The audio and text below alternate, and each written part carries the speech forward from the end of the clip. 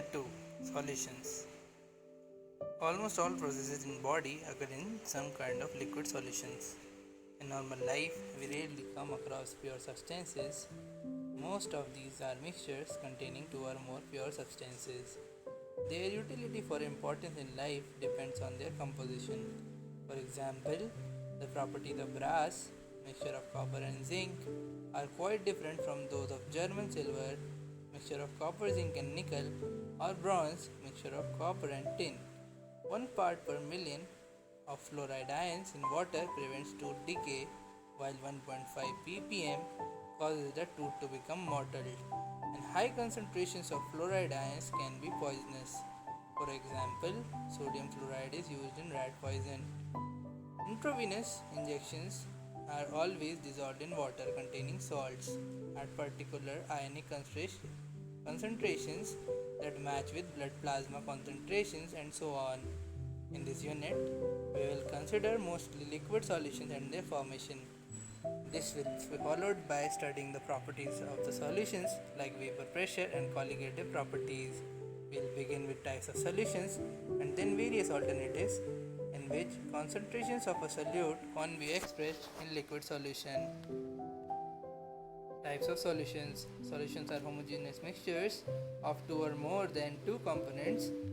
By homogeneous mixture we mean that its composition and properties are uniform throughout the mixture. Generally, the component that is present is the largest quantity is known as solvent. Solvent determines the physical state in which solution exists. One or more components present in the solution other than binary solvent are called solutes. In this unit, we shall consider only binary solutions, that is, consisting of two components.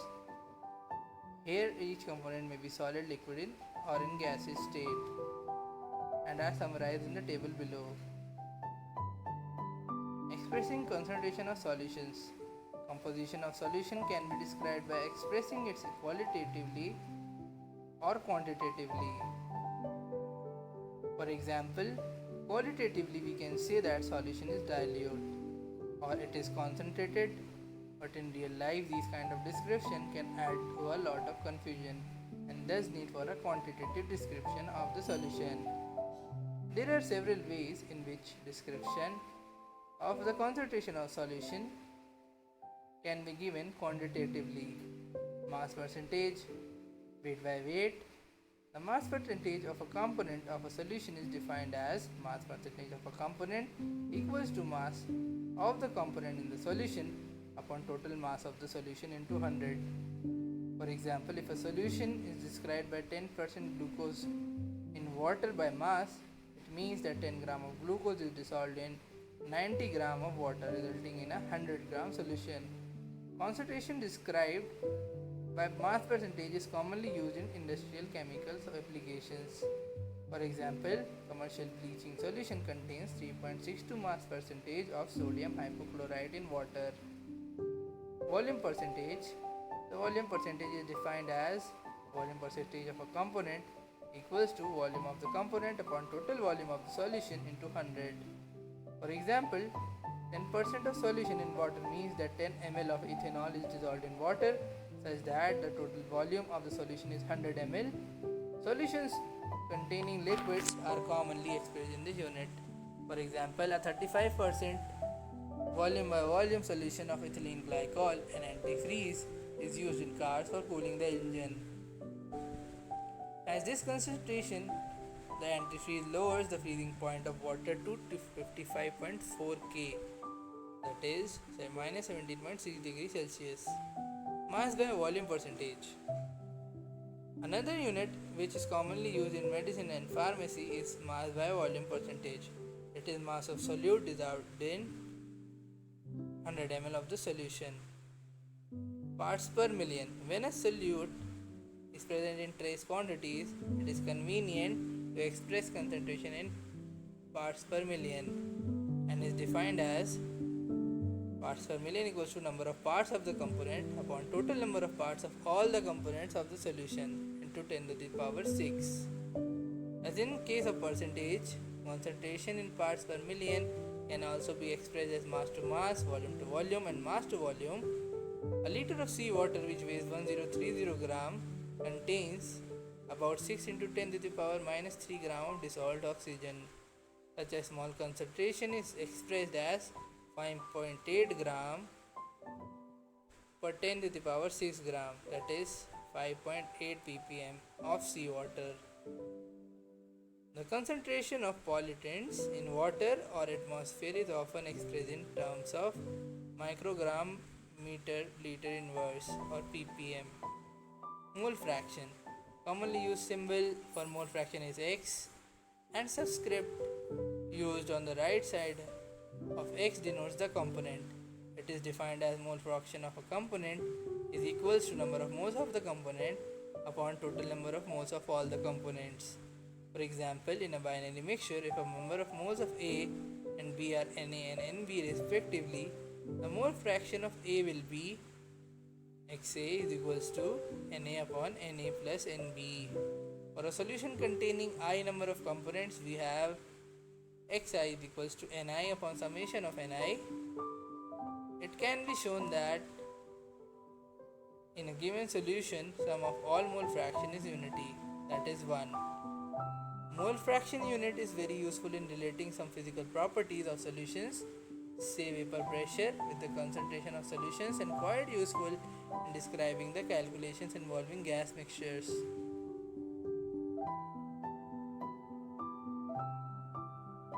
Molarity. Molarity is defined as number of moles of solute dissolved in 1 liter or 1 cubic decimeter of solution. Molarity is equal to moles of solute upon volume of solution in liter. For example, 0.25 mole liter inverse or 0.25 molar solution of NaOH means that 0.25 mole of NaOH has been dissolved in 1 liter of solution. Molality. Molality is defined as number of moles of solute per kilogram of the solvent and is expressed as molality small m is equals to moles of solute upon mass of solvent in kg. For example, 1 mole kg or 1 small m mole L solution of KCl means that 1 mole of KCl is dissolved in 1 kg of water. Each method of expressing concentration of solution has its own merits and demerits. Mass percentage, ppm, mole fraction and molality are independent of temperature, whereas molarity is a function of temperature. This is because volume depends on temperature and the mass does not. Solubility of a substance is its maximum amount that can be dissolved in a specified amount of solvent at a specified temperature. It depends upon the nature of solute and solvent as well as temperature and pressure. Let us consider the effect of these factors in solution of a solid or a gas in a liquid. Solubility of a solid in a liquid. Every solid does not dissolve in a given liquid, while sodium chloride and sugar dissolve readily in water. Naphthalene and anthracene do not. On the other hand, naphthalene and anthracene dissolve readily in benzene, but sodium chloride and sugar do not. It is observed that polar solute dissolved in polar solvent and non-polar solute dissolved in non-polar solvents. In general, a solute dissolves in a solvent if the intermolecular interaction are similar in the two, or we may say like dissolves like. When a solid solute is added to the solvent, some solute dissolves and its concentration increases in solution. This process is known as dissolution. Some solid particles in solution collide with the solid solute particles and get separated out of solution. This process is known as crystallization. A stage is reached when the two processes occur at the same rate. Under such conditions, number of solute particles going into solution will be equal to solute particles separating out, and a state of dynamic equilibrium is reached. Solute plus solvent is equals to solution. At this stage, the concentration of solute in solution will remain constant under the given conditions, that is, temperature and pressure. Similar process is followed when gases are dissolved in liquid solvents. Such a solution in which no more solute can be added or dissolved at the same temperature and pressure is called a saturated solution. An unsaturated solution is one in which more solute can be dissolved at the same temperature. A solution which is dynamic in equilibrium with undissolved solute is the saturated solution. It contains the maximum amount of solute dissolved in a given amount of solvent. Thus, the concentration of solute in such a solution is its solubility.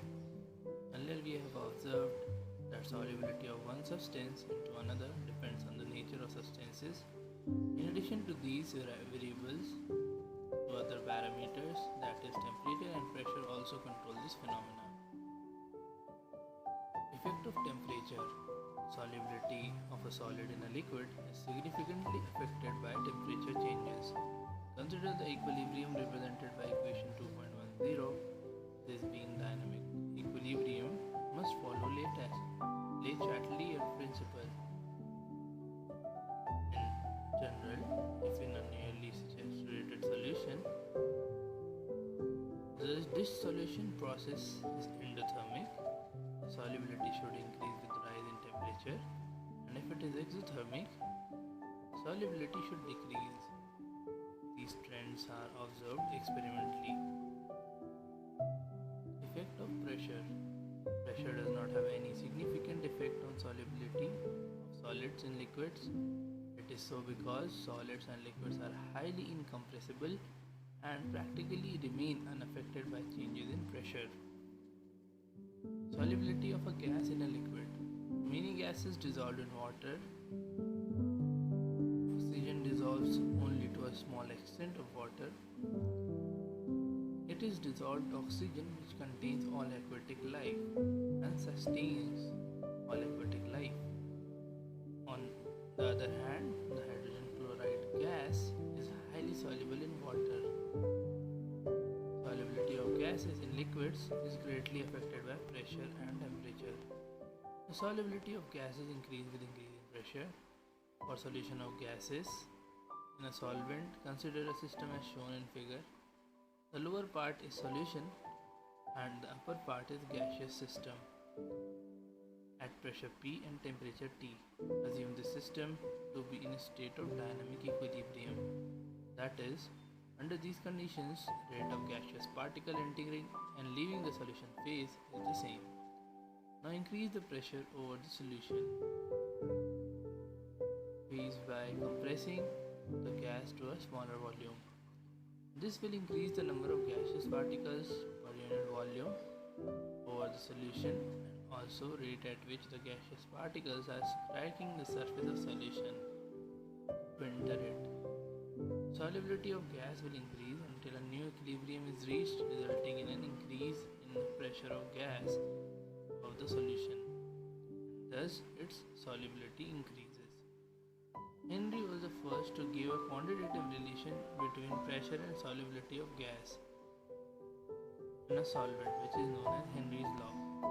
The law states that at a constant temperature, the solubility of a gas in a liquid is directly proportional to the partial pressure of the gas present above the surface of liquid. Dalton, a contemporary of Henry, also concluded independently that the solubility of a gas in a liquid solution is a function of partial pressure of gas. If we use the mole fraction of a gas in the solution as a measure of its solubility, then it can be said that the mole fraction of gas in the solution is proportional to the partial pressure of the gas over the solution. The most commonly used form of Henry's law states that the partial pressure of the gas in vapor phase P is proportional to the mole fraction of gas X in the solution, and is expressed as P is equals to Kh into X.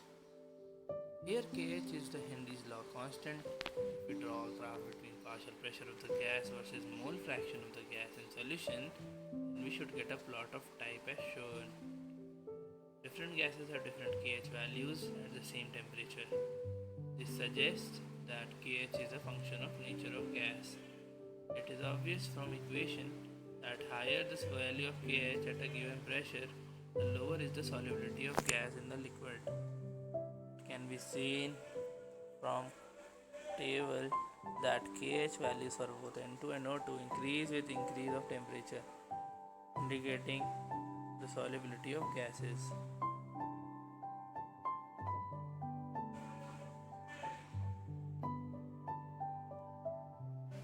Increases with decrease of temperature.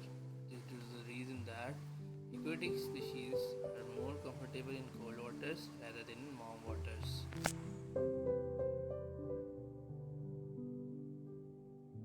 Henry's law finds several applications in industry and explains some biological phenomena. Notable among these are to increase the solubility of CO2 in soft drinks and soda water. The bottle is sealed under high pressure. Scuba divers must cope with high concentration of dissolved gases while breathing air at high pressure underwater. Increased pressure increases the solubility of strong atmospheric gases in blood. When the diver comes towards the surface, the pressure gradually decreases. This releases the dissolved gases and leads to the formation of bubbles of nitrogen in the blood. This blocks capillaries and creates medical conditions known as bends, which are painful and dangerous to life. To avoid bends as well as toxic effects of high concentration of nitrogen in the blood, tanks used by scuba divers are filled with air diluted with helium. 11.7% helium, 56.2% nitrogen, and 32.1% oxygen. At high altitudes, the partial pressure of oxygen is less than that at the ground level. This leads to low concentration of oxygen in the blood and tissues of people living at high altitudes or climbers. Low blood oxygen causes climbers to become weak and unable to think clearly symptoms of condition known as anoxia. Effect of temperature. Solubility of gas in liquids decreases with rising temperature. When dissolved, the gas molecules are present in the liquid phase, and the process of dissolution can be considered similar to condensation, and heat is evolved in this process. We have learned in the last section that the dissolution process involves dynamic equilibrium and thus must follow Le-Chatelier's principle. As dissolution is an exothermic process, the solubility should decrease with increasing temperature. Vapor pressure of liquid solutions. Liquid solutions are formed when solvent is a liquid. Solute can be a gas, a liquid or solid. Solutions of gases and liquids have already been discussed. In this section, we shall discuss the solution of liquids and solids in a liquid. Such solutions may contain one or more volatile components. Generally, the liquid solvent is volatile. Solid may or may not be volatile. We shall discuss the properties of only finite solutions, that is, the solution containing two components, namely the solutions of liquids in liquids and solids in liquids. Vapor pressure of liquid solutions. Let us consider a binary solution of two volatile liquids and denote them as two components 1 and 2. When taken in a closed vessel, both the components would evaporate and eventually an equilibrium would be established between vapor phase and liquid phase. Let the total vapor pressure at this stage be P total and P1, P2 be the partial vapor pressures of the two components 1 and 2 respectively. These partial pressures are related to the mole fractions x1 and x2, two components 1 and 2 respectively. French chemist Francois Martin-Raoult gave quantitative relationship between them. The relationship is known as Raoult's law, which states that for a solution of volatile liquids, partial vapor pressure of each component of the solution is directly proportional to its mole fraction present in solution.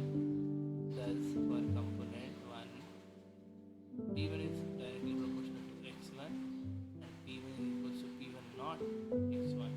P1 naught is the vapor pressure of pure component 1 at the same temperature. Similarly, for component 2, P2 is equal to P2 naught into x2, where P2 naught represent the vapor pressure of pure component 2. According to Dalton's law of partial pressures, the total pressure over the solution phase is the container will be sum of partial pressures of the components of solution and is given as P total is equals to P1 plus P2.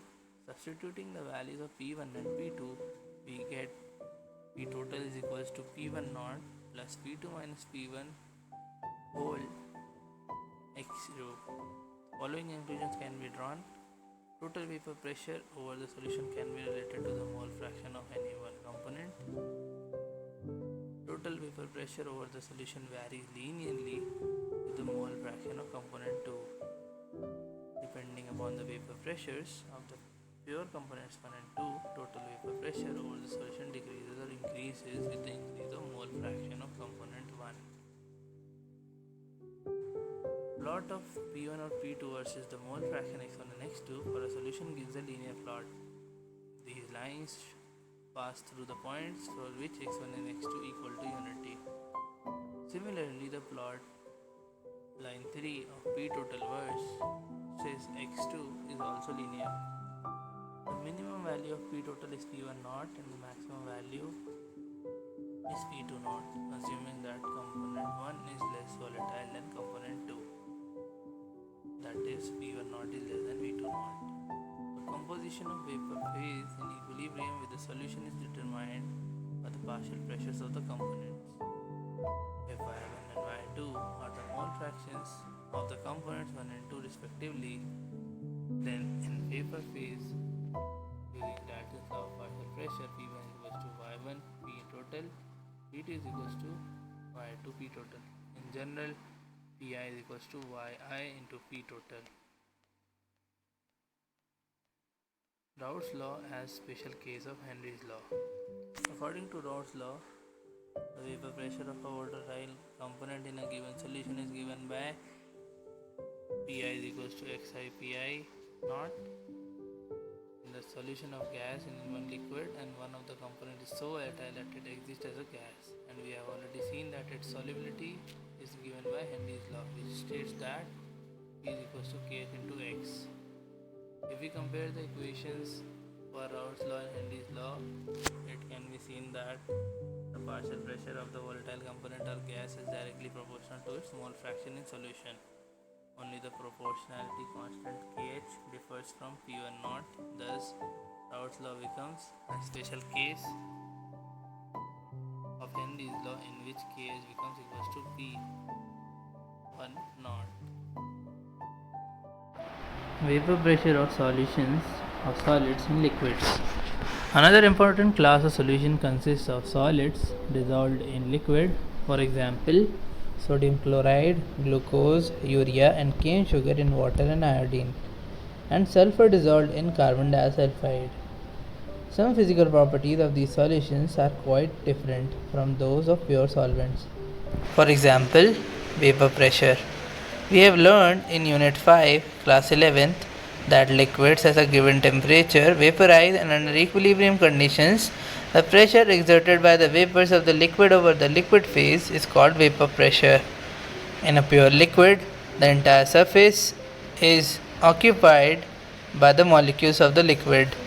If a non-volatile solute is added to a solvent to give a solution, the vapor pressure of the solution is solely from the solvent alone. This vapor pressure of the solution at a given temperature is found to be lower than the vapor pressure of the pure solvent at same temperature.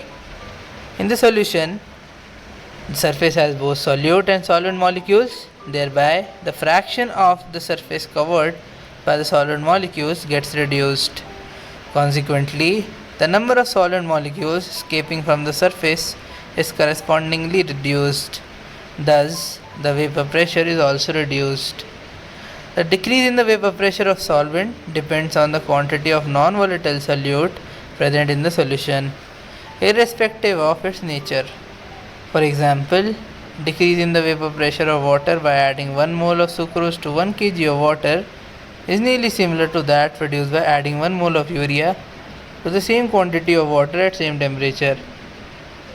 Raoult's law in its general form can be stated as, for any solution, the partial vapor pressure of each volatile component in the solution is directly proportional to its mole fraction.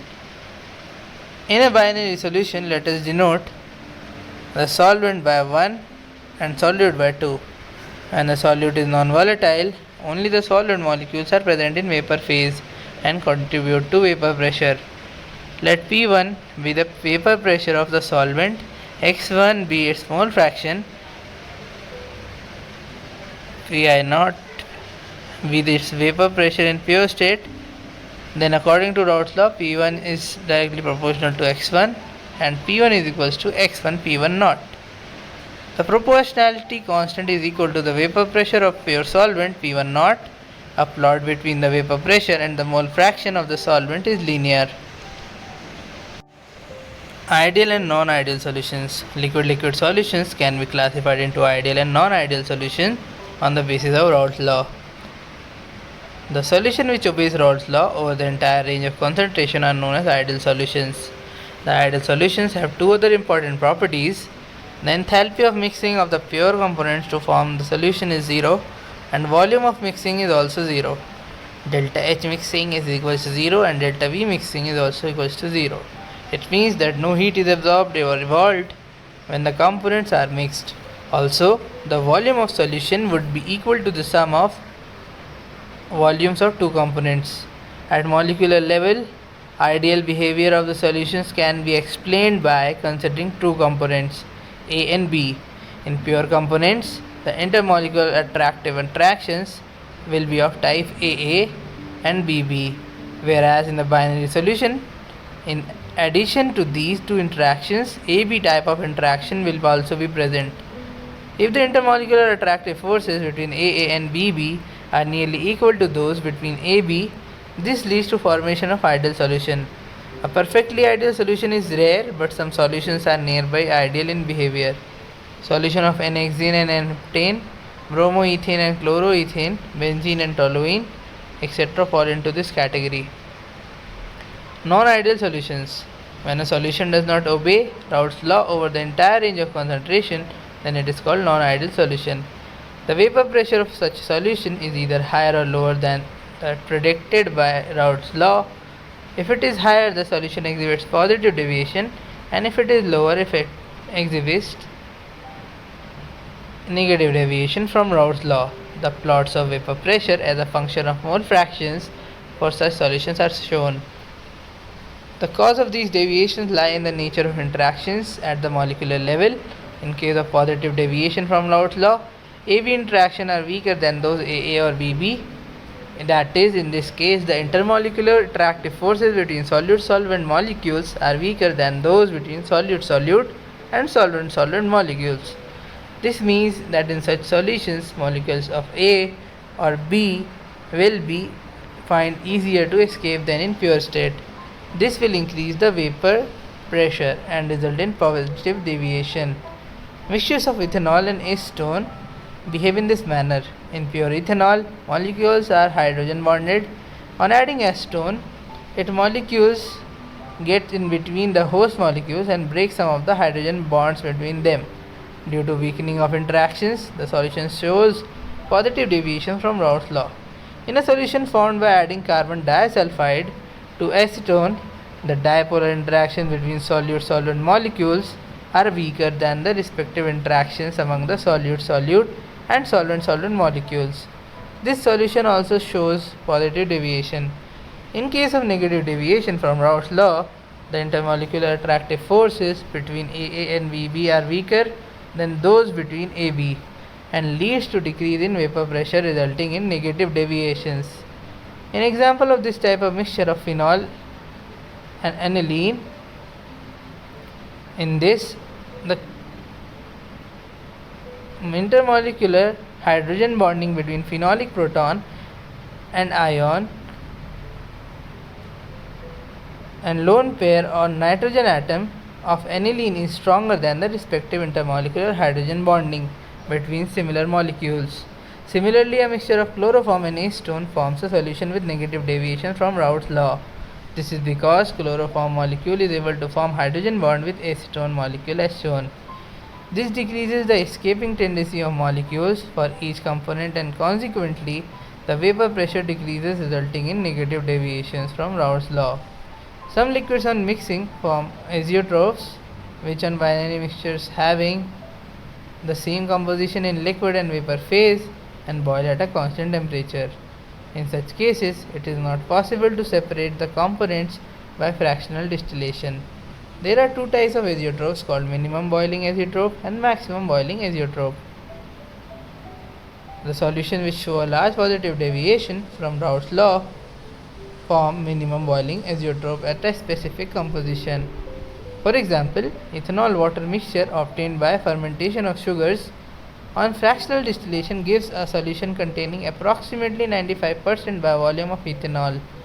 Once this composition, known as azeotrope composition, has been achieved, the liquid and vapor have the same composition and no further separation occurs.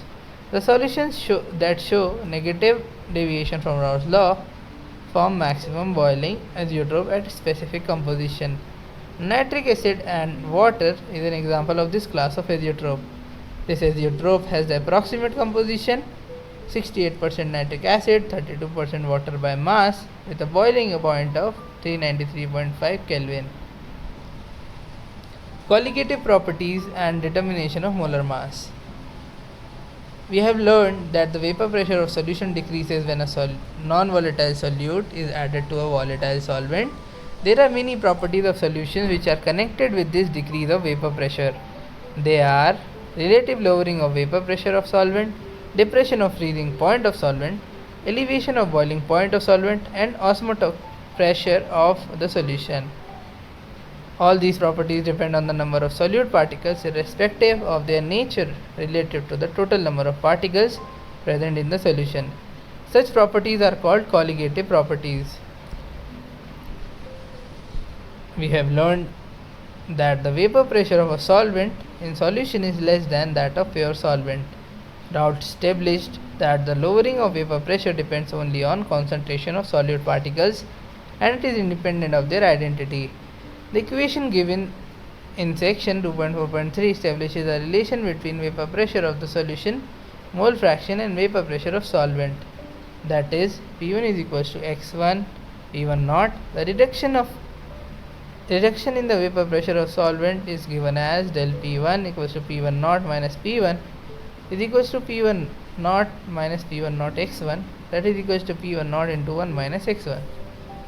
Also we know that x2 is equals to 1 minus x1, hence del P1 is equals to x2 P1 naught. In a solution containing several non-volatile solutes, the lowering of vapor pressure depends on the sum of the mole fraction of different solutes. Hence equation can be written as del P1 upon P1 naught is equals to x2.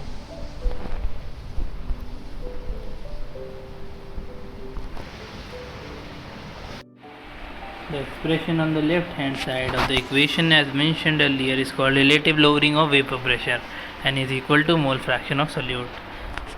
The above equation can be written as P1 naught minus P1 upon P1 naught is equal to N2 upon N1 plus N2. Since x2 is equals to N2 upon N1 plus N2, here N1 and N2 are the number of moles of solvent and solute respectively present in the solution. For dilute solutions, N2 is very less than N1, hence neglecting N2 in the denominator we have P1 naught minus P1 upon P1 naught is equals to N2 upon N1. Here W1 and W2 are masses and M1 and M2 are molar masses of the solvent and solute respectively. From this equation, knowing all other quantities, the molar mass of solute M2 can be calculated. Elevation of boiling point. We have learnt in Unit 5 class 11th that the vapor pressure of liquid increases with increase of temperature. It boils at a temperature at which its vapor pressure is equal to the atmospheric pressure. For example, water boils at 373.15 Kelvin. Because at this temperature the vapor pressure of water is 1.013 bar. We have also learned in the last section that vapor pressure of the solvent decreases in the presence of non-volatile solute. Figure 2.7 depicts the variation of vapor pressure of the pure solvent and solution as a function of temperature. For example, the vapor pressure of an aqueous solution of sucrose is less than 1.013 bar at 373.15 Kelvin. In order to make this solution boil, its vapor pressure must be increased to 1.013 bar by raising the temperature above the boiling temperature of the pure solvent. Thus, the boiling point of solution is always higher than that of boiling point of the pure solvent in which the solution is prepared. Similar to lowering of vapor pressure, the elevation of boiling point also depends on the number of solute molecules rather than their nature. A solution of 1 mole of sucrose in 1000 gram of water boils at 373.52 Kelvin at 1 atmospheric pressure. Let Tb not be the boiling point of pure solvent and Tb be the boiling point of solution. The increase in the boiling point delta Tb is known as elevation of boiling point.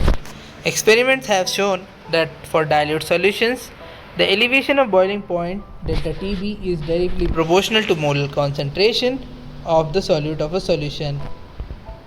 Thus, delta Tb is directly proportional to small m and delta Tb is equal to Kbm. Here m molality is the number of moles of solute dissolved in 1 kg of solvent, and the constant of proportionality Kb is called boiling point elevation constant or molar elevation constant.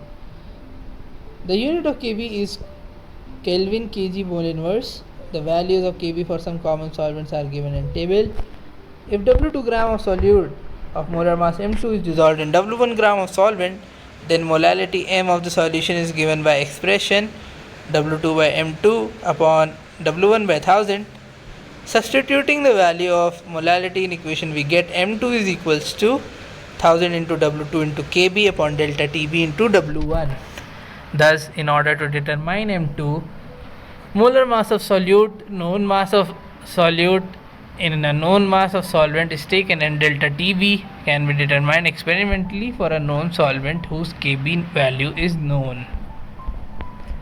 Depression of freezing point. The lowering of vapor pressure of a solution causes a lowering of freezing point compared to that of pure solvent. We know that at the freezing point of a pure substance, the solid phase is in dynamic equilibrium with liquid phase. Thus, the freezing point of a substance may be defined at the temperature at which the vapor pressure of the substance in its liquid phase is equal to its vapor pressure in the solid phase. A solution will freeze when its vapor pressure equals the vapor pressure of the pure solid solvent, as is clear from figure. According to Raoult's law, when a non-volatile solid is added to the solvent, its vapor pressure decreases, and now it would become equal to that of solid solvent at lower temperature. Thus, the freezing point of solvent decreases. Let Tf naught be the freezing point of pure solvent and Tf be the freezing point when non-volatile solute is dissolved in it. The decrease in freezing point is known as depression in freezing point. Delta Tf is equals to Tf naught minus Tf. Similar to elevation of boiling point, depression of freezing point for dilute solution is directly proportional to molality. Thus, delta Tf is directly proportional to m. Delta T is equals to Kfm. The proportionality constant, which depends on the nature of solvent, is known as freezing point depression constant or molal depression constant or cryoscopic constant. The unit of Kf is Kelvin kg mole inverse. The values of Kf for some common solvents are listed. If W2 gram of solute having mass of M2 present in W1 gram of solvent produces the represented freezing point delta Tf of the solvent, then molality of the solute is given by equation m is equals to W2 by M2 upon W1 by 1000. Substituting this value of molality in equation, we get delta Tf is equals to Kf into W2 into 1000 upon M2 into W1. M2 is equals to Kf into W2 into 1000 upon delta Tf into W1. Thus, for determining molar mass of solute, we should know the quantities W1, W2, delta Tf along with the molar freezing point depression constant. The values of Kf and Kb, which depend upon the nature of solvent, can be ascertained from the following relations. Kf is equals to R into M1 by Tf square upon 1000 into delta H fusion. Kb is equals to R into M1 into Tb square upon 1000 into delta H vapor. Here the symbols R and M stands for gas constant and molar mass of solvent respectively. Tf and Tb denote the freezing point and the boiling point of the pure solvent respectively in Kelvin. Further, delta H fusion and delta H vapor represent the enthalpies for fusion and vaporization of the solvent respectively. Osmosis and osmotic pressure. There are many phenomena which we observe in nature or at home. For example, raw mangoes shrivel when pickled with brine, salt water. Wilted flowers revive when placed in fresh water. Blood cells collapse when suspended in saline water. If we look into these processes, we find one thing common in all these. That is, all these substances are bound by membranes. These membranes can be animal or vegetable origin, and these occur naturally, such as pig's bladder or parchment, or can be synthetic, such as cellophane. These membranes appear to be continuous sheets or films, yet they contain a network of submicroscopic holes or pores. Small solvent molecules like water can pass through these holes, but the passage of bigger molecules like solute is hindered. Membranes having this kind of properties are known as semi-permeable membranes. Assume that only solvent molecules can pass through these semi-permeable membranes. If this membrane is placed between the solvent and solution as shown, the solvent molecules will flow through the membrane of pure solvent to the solution. This process of flow of the solvent is called osmosis. The flow will continue till the equilibrium is attained. The flow of the solvent from its side to a solution side across a semi-permeable membrane can be stopped if just some extra pressure is applied on the solution.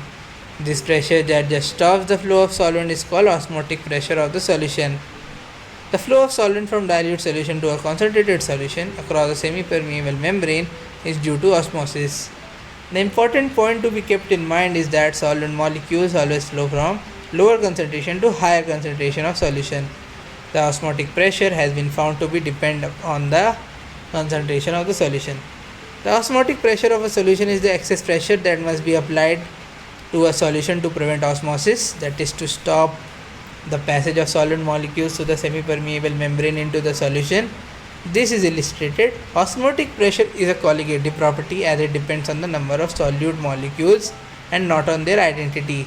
For dilute solution, it has been found experimentally that osmotic pressure is proportional to the molarity C of the solution at a given temperature T. Thus, pi is equals to CRT. Here pi is the osmotic pressure and R is the gas constant. Here V is the volume of a solution in liters containing N2 moles of solute. If W2 gram of solute of molar mass M2 is present in solution, then N2 is equals to W2 by M2. And we can write M2 is equals to W2RT upon pi V. Thus, knowing quantities W2, T, pi and V, we can calculate molar mass of solute. Measurement of osmotic pressure provides another method of determining molar mass of solute. This method is widely used to determine molar masses of proteins, polymers and other macromolecules. The osmotic method has the advantage over other methods as pressure measurement is around the room temperature and the molarity of the solution is used instead of molality. As compared to other colligative properties, its magnitude is large and even for very dilute solutions. The technique of osmotic pressure for determination of molar mass of solutes is particularly useful for biomolecules as they are generally not stable at higher temperatures and polymers have poor solubility. Two solutions having same osmotic pressure at a given temperature are called isotonic solutions. When such solutions are separated by semi-permeable membrane, no osmosis occurs between them. For example, the osmotic pressure associated with fluid inside blood cell is equivalent to that of 0.9% sodium chloride solution called normal saline solution, and it is safe to inject intravenously. On the other hand, if we place the cells in a solution containing more than 0.9% sodium chloride, water will flow out of the cells and they would shrink. Such a solution is called hypertonic. If the salt concentration is less than 0.9%, the solution is said to be hypertonic. In this case, water will flow into the cells if placed in solution and they would swell. The phenomena mentioned in the beginning of this section can be explained on the basis of osmosis. A raw mango placed in a concentrated salt solution loses water via osmosis and shrivel into pickle. Wilted flowers revive when placed in fresh water. A carrot that has become limp because of water loss into the atmosphere can be placed in the water, making it firm once again. Water will move into cells through osmosis. When placed in water containing less than 0.9% salt, blood cells swell due to flow of water in them by osmosis. People taking a lot of salt or salty food experience water retention in tissue cells and intercellular spaces because of osmosis. The resulting puffiness or swelling is called edema. Water movement from soil into plant roots and subsequently into a portion of the part of the plant is partly due to osmosis. The preservation of meat by salting and fruits by adding sugar protects against bacterial action. Thus, the process of osmosis, a bacterium on salted meat or candied fruit loses water, shrivels and dies. Reverse osmosis and water purification. The direction of osmosis can be reversed if a pressure larger than osmotic pressure is applied to the solution side. That is, now the pure solvent flows out of the solution through the semi-permeable membrane. This phenomenon is called reverse osmosis and is of great practical utility. Reverse osmosis is used in desalination of sea water. Schematic setup for the process is shown. When pressure more than osmotic pressure is applied, pure water is squeezed out of the seawater through the membrane. A variety of polymer membranes are available for this purpose. The pressure required for the reverse osmosis is quite high. A workable porous membrane is a film of cellulose acetate placed over a suitable support. Cellulose acetate is permeable to water but impermeable to impurities and ions present in seawater. These days, many countries use desalination plants to meet their potable water requirements. Abnormal molar masses. We know that ionic compounds, when dissolved in water, dissociate into cations and anions. For example, if we dissolve 1 mole of KCl in water, we expect 1 mole of K positive and Cl negative to be released in the water solution. If this happens, there will be 2 moles of particles in the solution. If we ignore interionic interactions, 1 mole of KCl in 1 kg of water would be expected to increase the boiling point by 1.04 Kelvin. Now, if we did not know about the degree of dissociation, we could be led to conclude that the mass of 2 mole particles is 74.5 gram and mass of 1 mole of KCl would be 37.25 gram. This brings into the light the rule that when there is dissociation of solute into ions, the experimentally determined molar mass is always lower than the true value. Molecules of ethanoic acid, acetic acid dimerize in benzene due to hydrogen bonding. This normally happens in solvents of low dielectric constant. In this case, the number of particles is reduced due to dimerization. Association of molecules is depicted as follows. It can be undoubtedly stated that if all the molecules of ethanoic acid associate in benzene, then delta Tb or delta Tf for ethanoic acid will be half of the normal value. The molar mass calculated on the basis of this delta Tb or delta Tf will therefore be twice the expected value. Such a molar mass that is either lower or higher than the expected or normal value is called as abnormal molar mass. In 1880, Van't Hoff introduced a factor I known as Van't Hoff factor to account for the extension of dissociation or association. This factor I is defined as normal molar mass upon abnormal molar mass is equals to observed colligative property upon calculated or colligative property. I is equals to total number of moles of particles after association dissociation, number of moles of particles before association dissociation. Here, abnormal mass is experimentally determined molar mass and calculated colligative properties are obtained by assuming that non-volatile solute is neither associated nor dissociated. In case of association, value of I is less than unity, while for dissociation it is greater than unity. For example, the value of I for aqueous KCl solution is close to 2, while the value of ethanoic acid in benzene is nearly 0.5. Inclusion of Van't Hoff factor modifies the equation for colligative properties as follows. Relative lowering of vapor pressure of solvent is equals to P1 naught minus P1 upon P1 naught is equals to I into N2 upon N1. Elevation of boiling point delta Tb is equals to IKBM. Depression of freezing point delta TF is equals to IKFM. Osmotic pressure of solution pi is equals to I N2 RT by V.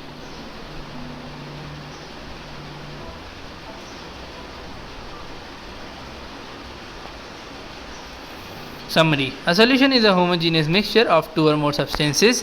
Solutions are classified as solid, liquid or gaseous solution. The concentration of solution is explained in terms of mole fraction, molarity, molality and in percentages.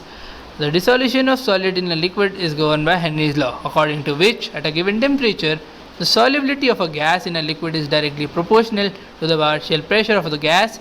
The vapor pressure of the solvent is lowered by the presence of a non-volatile solute in the solution, and this lowering of vapor pressure of the solvent is governed by Raoult's law, according to which the relative lowering of vapor pressure of solvent over a solution is equal to mole fraction of a non-volatile solute present in the solution. However, in a binary liquid solution, if both the components of the solution are volatile, then another form of Raoult's law is used. Mathematically, this form of Raoult's law is stated as P total is equals to P1 naught x1 plus P2 naught x2. Solutions which obey Raoult's law over the entire range of concentration are called ideal solution. The two types of deviations from Raoult's law called positive and negative deviations are observed. Azeotropes arise due to very large deviation from Raoult's law. The properties of solutions which depend on the number of solute particles and are independent of their chemical identity are called colligative properties. These are lowering of vapor pressure, elevation of boiling point, depression of freezing point and osmotic pressure. The process of osmosis can be reversed if a pressure higher than osmotic pressure is applied to the solution. Colligative properties have been used to determine the molar mass of solutes. Solutes which dissociate in solution exhibit molar mass lower than the actual molar mass, and those which associate show higher molar mass than their actual values. Quantitatively, the extent to which a solute is associated or dissociated can be expressed by event of factor I. This factor has been defined as ratio of normal molar mass to experimentally determined molar mass, or as the ratio of observed colligative property to the calculated colligative property.